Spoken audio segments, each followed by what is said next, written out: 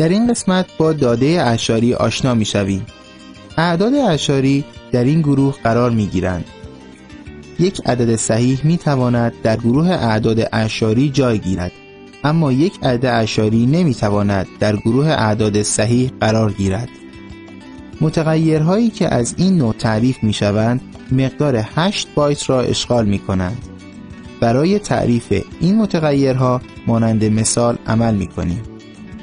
به عبارتی برای تعریف این نوع ابتدا کلمه دابل، سپس نام متغیر و در ادامه مقدار اولیه نوشته می شود. در انتها علامت سیمیکالون قرار داده می شود. همچنین می توان مقدار اولیه را یک جا با خود متغیر تعریف نکرد و در جاهای دیگر برنامه مقدار دهی کرد. تعدادی از کاربردهای این متغیر قابل مشاهده می باشد.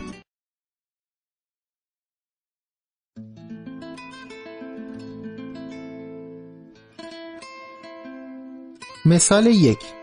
اکسپرتی نوشته که در آن متغیر از نوع اعشاری با نام لات با مقدار اولیه 1/10 به صورت عمومی و اکسترن تعریف شده باشد و به کمک دستور آلرت پس از اضافه کردن اکسپرت به چارت مقدار متغیر لات به صورت یک هشدار بر روی چارت ظاهر شود.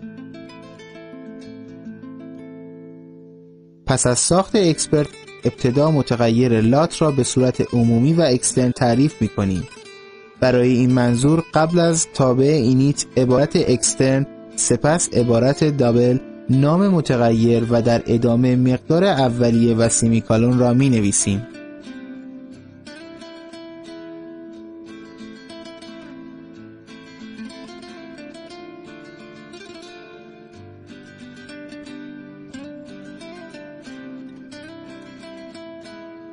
برای آنکه مقدار متغیر به صورت هشدار روی چارت نمایش داده شود، از دستور یا تابع آلرت باید استفاده کنیم. این تابع یا دستور هر آنچه در ورودی خود که عبارت داخل پرانتز است می‌بیند، روی چارت به صورت هشدار همراه با صدا نمایش می‌دهد.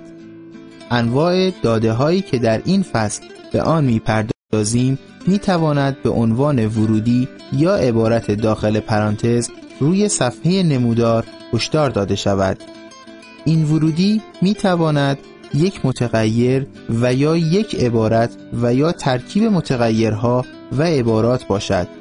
در صورتی که یک عبارت در این ورودی نوشته شود، عیناً در خروجی نمایش داده می شود و اگر متغیری نوشته شود، مقدار آن نمایش داده می شود.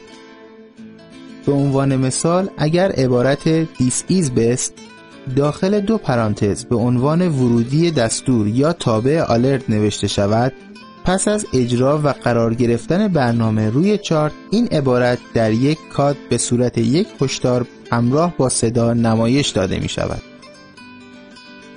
در تابع استارت به کمک دستور آلرت مقدار متغیر را به صورت هشدار روی صفحه ظاهر می کنیم.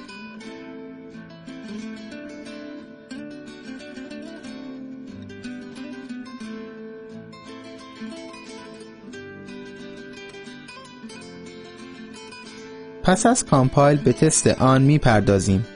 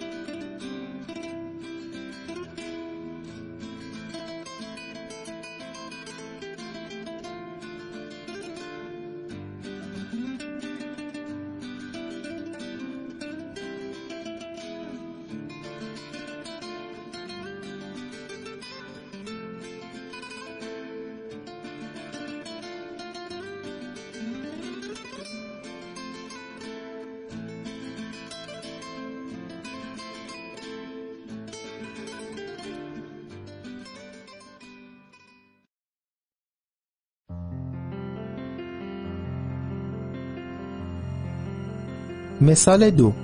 اکسپرتی نوشته که در آن متغیر از نوع اعشاری با نام پرایس با مقدار اولیه 1.3232 به صورت محلی و در تابع اینیت تعریف شده باشد. به کمک دستور آلرت در تابع اینیت پس از اضافه کردن اکسپرت به چارت، مقدار متغیر پرایس به صورت یک هشدار روی چارت ظاهر شود. پس از ساخت اولیه اکسپرت در تابع اینیت، این متغیر را تعریف می کنیم و سپس به وسیله دستور آلرت مقدار این متغیر روی چارت به صورت هشدار نشان داده می شود.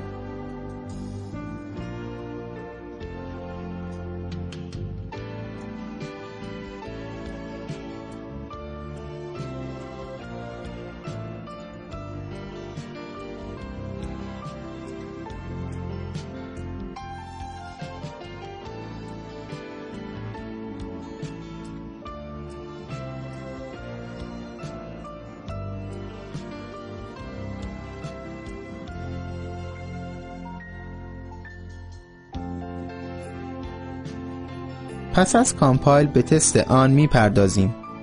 توجه نمایید که دستور آلرت چون در تابع اینیت قرار گرفته است، یک بار اجرا می شود. تا زمانی که برنامه روی چارت دوباره بارگذاری نشود، دستورات داخل اینیت اجرا نمی شود. عمل بارگذاری مجدد با تغییر تایم فریم و چارت و یا تغییر پارامترهای ورودی امکان پذیر است.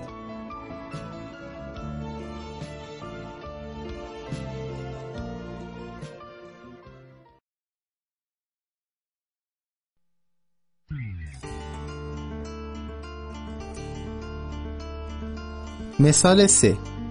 اکسپرتی نوشته که در آن متغیر از نوع صحیح با نام ماجیک با مقدار اولیه 1 و متغیر اعشاری با نام های لول با مقدار اولیه 70.5 در آن به صورت عمومی و اکسترن تعریف شده باشد. مقدار این دو متغیر با استفاده از دستور کامنت بر روی چارتی که اکسپرت بر روی آن قرار می گیرد پشت سر هم چاپ شود.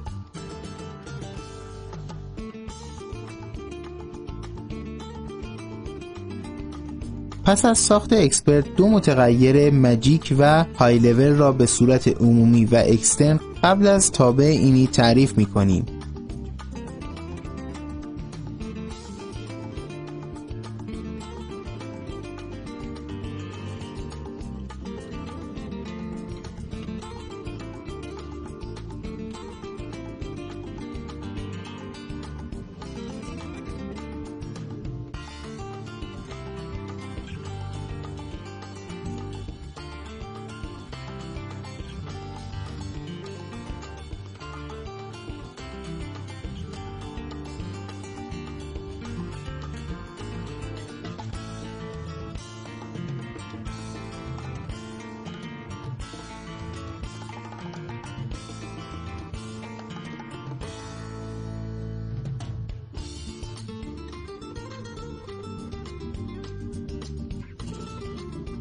در تابع استارت این دو متغیر را با هم به کمک دستور کامنت چاپ می کنیم.